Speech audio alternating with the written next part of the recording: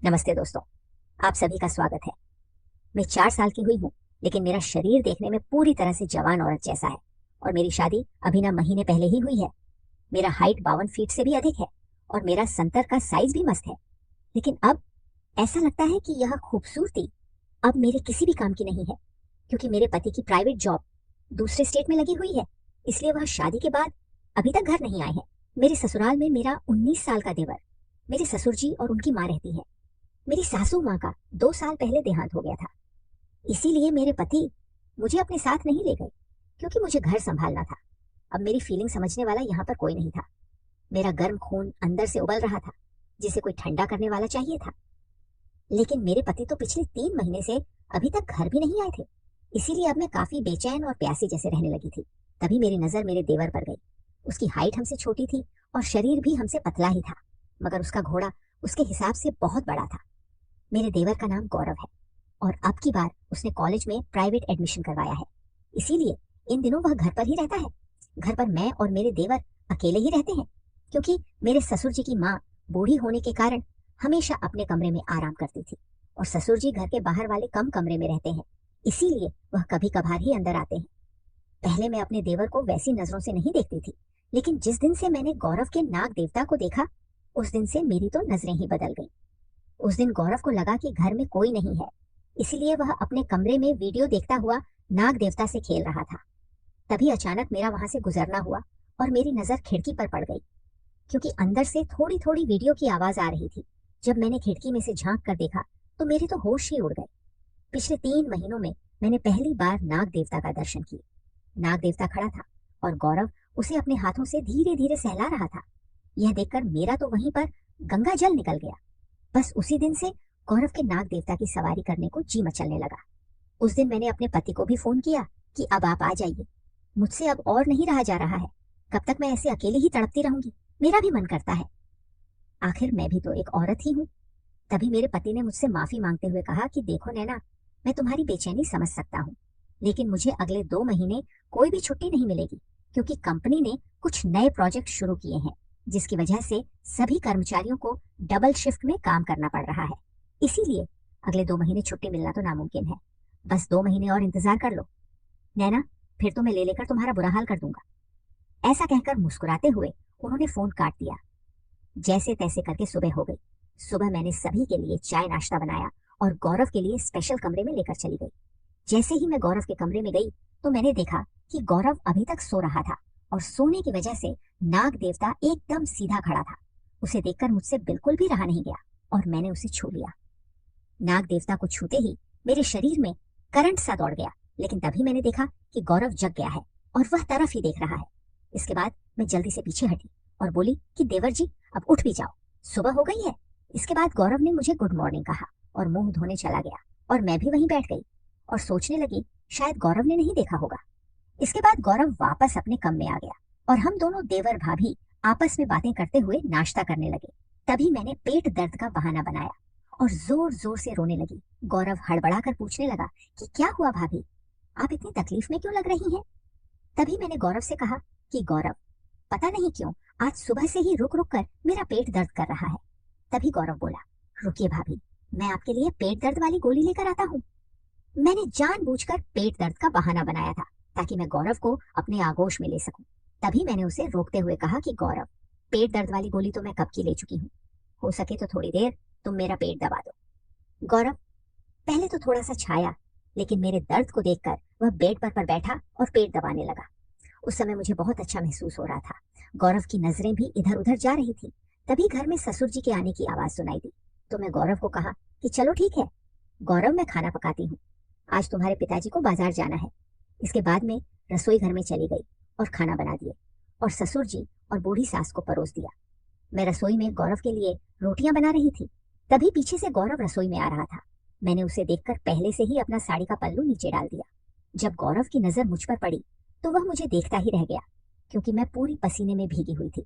गौरव को देखने का नाटक करते हुए मैंने नीचे झुकते हुए अपने पल्लू को उठाया तो गौरव को स्वर्ग के दर्शन भी करा दिए। तभी गौरव बोला, भाभी, अगर आप कहो तो मैं आपको बिना से हवा दे दूं। तभी मैं गौरव की अंग खींचते हुए मैंने कहा कि आपकी भाभी इतनी परेशान है और आप अभी तक बातें ही बना रहे हो। इसके बाद गौरव वहीं मेरे पास बैठकर बिना से हवा देने लगा। तब तक मेरे ससुर जी बाजार जा चुके थे। मैं खड़ी खड़ी रोटियां बना रही थी तो मैंने फिर से जानबूझकर अपना साड़ी का पल्लू फिर से नीचे गिरा दिया और गौरव से बोली कि आज मेरा साड़ी का पिन नहीं मिली, इसलिए बार बार गिर रहा है। गौरव जरा इसे सही करना। तभी गौरव बोला कि नहीं भाभी, मुझसे नहीं होगा, आप खुद कर लीजिए। तभी मैं बोली कि गौरव मेरे हाथ में आटा लगा है इसीलिए कह रही हूँ, नहीं तो मैं खुद सही कर लेती, पागल। इसके बाद गौरव पल्लू ठीक करने लगा। पल्लू ठीक करते वक्त उसने अपनी नजरें ऊपर तक नहीं उठाई। गौरव बड़ा ही शरीफ लड़का था, इसीलिए कभी कभी तो मैं सोचती थी कि शायद मैं उसके साथ गलत कर रही हूँ, लेकिन मेरे अंदर की भावनाएं इतनी तेज थी कि मुझे कुछ सही गलत का पता नहीं लग रहा था। आज ससुर जी भी बाजार गए हुए थे और दोपहर में सासू माँ भी कोलियां लेकर सो जाती हैं, इसीलिए घर पर मेरे और मेरे देवर के अलावा कोई नहीं था। इसलिए आज मैंने मन में पक्का कर लिया था कि आज तो मैं गौरव के नाग देवता की दर्शन करके ही रहूंगी। लेकिन गौरव अभी भी मुझे वैसी नजरों से नहीं देख रहा था। आज सारा दिन मैं गौरव के आगे पीछे घूमती रही और उसे फंसाने की कोशिश करती रही, लेकिन गौरव का मन बस ऊपर नीचे होकर रह जाता था। मुझसे ऐसी वैसी बातें करने से भी शर्माता था। शाम को हम दोनों बैठकर खाना खा रहे थे, तभी गौरव ने मुझे आखिरकार कह ही दिया कि भाभी लगता है आजकल आपकी तबीयत थोड़ी सी ठीक नहीं है, इसीलिए आप कुछ दिन के लिए भैया के पास शहर ही चली जाइए, यहाँ पर मैं सब संभाल लूंगा। तभी मेरी आंखों में आंसू आ गए और मैंने गौरव से कहा कि बस करो, आप तो रहने ही दो। मैं पिछले 2-3 महीने से कितना परेशान हूँ, किसी को नहीं पता, ना तुम्हारे भैया को फिक्र है और ना ही तुम्हें। मुझे रोता देख गौरव मेरे आंसू पूछने लगा। तभी मैं गौरव के गले लगकर सिसक लगी। मैंने उस समय पता नहीं क्या क्या बोल दिया। मैं गौरव से कहने लगी कि देवर जी, मुझे आप में आपके भैया जैसे नजर आते हैं, इसीलिए मैं कभी कभी आपके आगे पीछे कुछ ज्यादा ही घूमने लगती हूँ, प्लीज आप इसका बुरा मत मानना। तभी गौरव मुझसे कहने लगा कि नहीं भाभी, आपकी बातों का मैं क्यों बुरा मानूंगा, आप जैसी भाभी तो किस्मत वालों को ही मिलती है। तभी मैंने गौरव का हाथ पकड़ लिया और उसे सहला हुए पूछने लगी कि देवर जी, आप मुझसे इतना दूर दूर क्यों भागते हैं, क्या मैं आपको अच्छी नहीं लगती हूँ या मैं आपकी गर्लफ्रेंड जैसी सुंदर नहीं हूँ? तभी गौरव मुझसे बोला कि नहीं भाभी, ऐसी कोई बात नहीं है, यहाँ तक कि मेरी तो कोई गर्लफ्रेंड भी नहीं है। तो मैंने उसकी गोदी में सर रखकर उससे कहने लगी कि तुम्हारा कोई गर्लफ्रेंड नहीं है तो तुम मुझे बना लो ना, क्यों इतना तड़पा रहे हो, तुम भी तो अपने भैया जैसे ही हो ना, वह मेरी सुनते और ना तुम। तभी गौरव बोला पर भाभी, आप तो मेरी भाभी हो और अपनी भाभी के साथ ऐसा वैसा करना तो गलत होता है, आज मेरा इमोशनल होना गौरव पर थोड़ा भारी पड़ गया था और वह मुझे अपने दिल की सारी बातें बताने लगा। वह भी कहने लगा कि भाभी जी, जब मैं आपको देखता हूँ तो मेरे शरीर में भी करंट सा दौड़ने लगता है। उस दिन जब मैंने आपको पसीने में तर देखा तो आपके साथ गौरव इतना बोलकर चुप हो गया, तो मैंने उससे कहा कि आग बोलो ना, मुझे आपसे यही सुनना है, मुझे भी अच्छा लगता है। अगर तुम मुझे पहले कह देते तो मैं तो कब से तैयार थी, इसके बाद तो मैं खुश हो गई थी। मैं गोदी से खड़ी होकर बेड पर बैठ गई और गौरव से कहने लगी कि अच्छा बताओ, दूध पियोगे क्या? तो गौरव बोला कि अरे भाभी, अभी तो खाना खाया है और ऊपर से दोपहर भी है, शाम को पी लेंगे। तभी मैंने कहा अरे देवर जी, आप तो अभी बच्चे के बच्चे ही रह गए, मैं वो वाले दूध की बात नहीं कर रही हूँ। तभी राहुल का मुंह लाल हो गया और उसने शर्माते हुए नजरें नीचे झुका ली। फिर मैंने कहा कि ऐसे शर्माने से बात नहीं बनेगी देवर जी, अभी आपको ही सब कुछ करना है। फिर मैं उससे पूछने लगी कि क्या कभी तुमने कभी किसी को नाग देवता का दर्शन करा हो?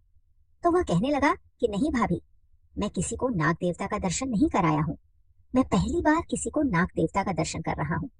इतना बात सुनकर तो मैं हंसने लगी और उससे कहने लगी कि चिंता मत करो, तुम्हें और मुझे दोनों को ही बड़ा मजा आएगा, चलो अब जल्दी से तैयार हो जाओ। तभी अचानक से घर का दरवाजा बजा। मैंने गौरव से कहा कि तुम जरा रुको, मैं देखकर आती हूँ। कौन है? शायद ससुर जी आ गए हैं।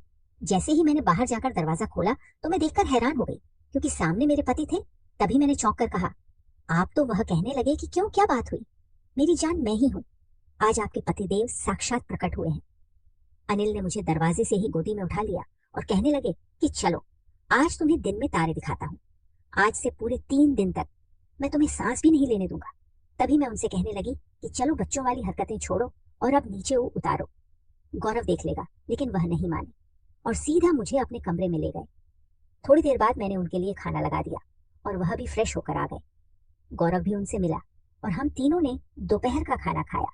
मैंने उनसे पूछा कि आप तो कह रहे थे कि अगले 2 महीने तक कोई छुट्टी नहीं मिलेगी, फिर कैसे आ गए? तो वह कहने लगे कि बस तुम्हारे लिए ही आया हूँ। खाना खाकर हम सभी आराम करने लगे और शाम तक ससुर जी भी आ गए तो सभी लोग बहुत खुश थे। अन्य भी अपनी बहुत सारी बातें सुनाने लगे और रात को खाना खाकर हम सो गए। मैंने उस रात अनिल से बहुत सारी बातें की और उसने भी बहुत बातें बताई, लेकिन वह दिन में थकने के कारण आधे घंटे ही ले पाए। लेकिन 3 महीनों बाद उस आधे घंटे में मुझे स्वर्ग जैसा आनंद मिला। अब अनिल 5 दिन रुके थे और इन 5 दिनों में उन्होंने मेरा बुरा हाल कर दिया था। देने के बाद मैं ठीक से चल भी नहीं पाती थी। वह दिन में भी और रात में भी, कमरे में भी और यहाँ तक कि बाथरूम में भी लेने लगे थे। ये 5 दिन कब निकल गए मुझे बिल्कुल भी पता नहीं चला। हालांकि 3 दिनों की ही छुट्टी लेकर आए थे, लेकिन मैंने उन्हें जबरदस्ती 2 दिन और रख लिया क्योंकि अब पता नहीं आगे कब वापस आना हो। अनिल अब वापस चले गए थे और मैं भी बहुत खुश थी। यहाँ तक कि मुझसे तो अब भी ठीक से चला नहीं जा रहा था। लेकिन इन 5 दिनों में मैं गौरव को तो भूल ही गई थी और मैंने उससे ज्यादा बात भी नहीं की। अनिल के आने के तीसरे दिन बाद से गौरव घर में नहीं दिखा। जब मैंने अनिल से पूछा तो उन्होंने बताया कि वह मिलने के लिए अपने मामा के यहाँ चला गया है। अनिल को गए हुए पूरे 5 दिन बीत चुके थे और गौरव भी अभी तक नहीं आया था। तो मुझे चिंता होने लगी कि कहीं गौरव मुझसे नाराज तो नहीं हो गया है। इसीलिए मैंने हिम्मत करके उसकी मामी के यहाँ फोन कर लिया। उसकी मामी से बात करने के बाद में मैंने गौरव से बात की और उससे पूछा कि क्या हुआ, देवर जी अपनी भाभी से नाराज हो गए हो क्या? फोन पर तो गौरव ने ठीक ही बात की और उसने कहा कि नहीं भाभी, घर में मन नहीं लग रहा था, इसीलिए सोचा कहीं बाहर मिलाऊं। फिर मैंने पूछा कि अब घर कब तक आओगे? तो गौरव ने कहा कि बस कल या परसों तक आ जाऊंगा।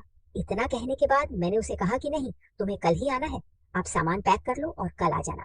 पहले तो गौरव नहीं माना, लेकिन मैं जिद करके आखिर में उसे मना ही लिया। अगले दिन गौरव घर आ गया और उसने बस मुझे नमस्ते किया और अपने कमरे में चला गया। दोपहर तक कुछ नहीं बोला और खाना खाकर सो गया। फिर मुझे पता चल चुका था कि गौरव मुझसे नाराज है। उसे मनाने के लिए दोपहर में मैंने उसकी पसंद का सूजी का हलवा बनाया और उसके कमरे में देने को चली गई। मैंने नहाकर लाल रंग की साड़ी पहनी और उसे खुश करने के लिए थोड़ा सा हार श्रृंगार भी कर लिया। मैं उसके सामने गई तो वह बेड पर सोकर फोन देख रहा था और मुझे देखकर बैठ गया। मैं उसके पास जाकर बैठ गई और अपने हाथों से उसे हलवा खिलाने लगी। तभी गौरव बोला कि मत खिलाओ भाभी, मुझे भूख नहीं है, टेबल पर रख दो, मैं बाद में खा लूंगा। मुझे पता था कि गौरव मुझसे नाराज है, इसीलिए मैंने उसका हाथ पकड़ा और उससे रिक्वेस्ट करने लगी कि अब मान भी जाओ देवर जी, और कितना सताओगे अपनी भाभी को? अब उस दिन तुम्हारे भैया आ गए तो इसमें मेरा क्या कसूर है? मुझे भी नहीं पता था कि वह आ जाएंगे। तभी गौरव बोला कि नहीं भाभी, वह बात नहीं है, मैंने आपसे पहले भी कहा था कि यह सब गलत है, इस तरह से तो हम भैया को धोखा दे रहे हैं। तभी मैंने कहा कि लो, तुम तो अभी तक वही पुरानी घिसी पिटी बातों को लेकर बैठे हो। मैंने सोचा तुम मेरे लिए नाराज हो। मैंने तुम्हें पहले भी तो कहा है कि तुम मुझे उतने ही पसंद हो जितने तुम्हारे भैया हैं। इसमें धोखे वाली बात कहाँ से आ गई? मैं कौन सा तुम्हारे भैया को छोड़कर जा रही हूँ? बस इसी बहाने हमारा भी मन लगा रहेगा और तुम्हारे भैया की याद भी नहीं आएगी। अब अगर भाभी अपने देवर से मजाक नहीं करेगी तो और किससे करेगी? चलो छोड़ो देवर जी, अगर तुम्हें अच्छा नहीं लग रहा है तो फिर रहने दो, मेरी जिंदगी तो बेरंग है ही। चलो ठीक है, लेकिन हलवा तो खा लो, कब से ठंडा हो रहा है। फिर राहुल हंसकर बोला कि अच्छा, अब हलवा ही खिलाओगी या फिर दूध भी पिलाओगी? उस दिन तो आप बड़ा कह रही थी कि देवर जी दूध पी लो। तभी मैंने गौरव को चिमटी काटते हुए बोला कि दूध तो तुम्हारे भैया पी गए, अब तो तुम्हें इन्हें देखकर ही काम चलाना पड़ेगा। और ऐसा बोलकर हम दोनों हंसने लगे। उसके बाद गौरव मुझसे पूरी तरह से खुल गया। फिर वह पूछने लगा कि अच्छा भाभी बताओ, उस दिन क्या हुआ था जब भैया आए थे? फिर मैं मजे लेते हुए उसे बताने लगी कि पता नहीं तुम्हारे भैया कौन सी गोली खाकर आए थे, मुझे तो अभी तक दर्द हो रहा है। पिछले 5 दिनों में उन्होंने मुझे ठीक से सोने भी नहीं दिया। तभी गौरव बोला कि भाभी, अगर आप जैसी खूबसूरत बीवी हो तो कोई भला कैसे सो सकता है? तभी मैं बोली कि देखो देवर जी, मुझे ज्यादा मस्के मत लगाओ, अगर कुछ चाहिए तो सीधे ही मांग लो, मैं आपको मना नहीं करूंगी, आखिर एक ही तो देवर है मेरा। तभी गौरव बोला कि अच्छा तो बताओ, फिर मुझे कब दोगी? तभी मैं बोली कि सही वक्त आएगा तो दे दूंगी, इतनी भी जल्दबाजी मत करो। तो गौरव बोला कि भाभी अच्छा, फिर गुब्बारों से ही खेल लेने दो। फिर मैं बोली कि अरे बाबा, इसमें पूछने वाली कौन सी बात है, जब मन करे तब खेल लिया करो। गौरव ने अपने जीवन में पहली बार गुब्बारों को छुआ था तो उसका तो छूते ही छूट गया। मैंने गौरव को बोला, क्या हुआ देवर जी, कैसे हैं? तो गौरव शर्माते हुए बोला कि मेरा तो निकल गया भाभी जी। तभी मैंने मुस्कुराते हुए पूछा कि क्या निकल गया? तो गौरव बोला, वही जो निकालना होता है। इसके बाद हम दोनों जोर जोर से हंसने लगे। तभी मैंने कहा कि देवर जी, आप तो बहुत नरम निकले। इस प्रकार अब गौरव मेरे साथ बहुत मस्ती करता और मैं भी उसके साथ बहुत मस्ती करती थी। वह मेरे कामों में भी हाथ मार देता। अब मैं अनिल को भी घर आने के लिए परेशान नहीं करती थी। मैं और गौरव दिन में खूब मस्ती करते और इसके बारे में मैं अनिल को भी बताती तो वह भी खुश होता कि चलो अच्छा है, तुम्हारा मन लगा हुआ है। गौरव को दूध पीना बहुत अच्छा लगता था, तो वह दिन में हर वक्त दूध पीने की जिद करता रहता। लेकिन अभी भी मुझे गौरव की नजरों में बुराई दिखाई नहीं दी थी। वह बहुत ही सीधा साधा था। मैं जो भी कहती तो वह मान लेता। इसी कारण मुझे उस पर बहुत लाड प्यार आता था। वह हमेशा लेने की बातें करता रहता था, लेकिन उसने अभी तक नहीं ली थी, क्योंकि उसके मन में अभी तक यही चलता था कि यह गलत है। लेकिन अगर वह लेने को कहता तो मैं मना भी नहीं कर पाती। अब वह अपनी गर्लफ्रेंड की बातें भी मुझे बताता, बाहर के लड़कों की बातें भी बताता और हमेशा मजाक करता रहता। इस प्रकार उसने कभी भी मुझे अनिल की कमी महसूस नहीं होने दी। तो दोस्तों, यह थी गौरव और उसकी भाभी नैना की कहानी। कैसा लगा कमेंट में जरूर बताएं।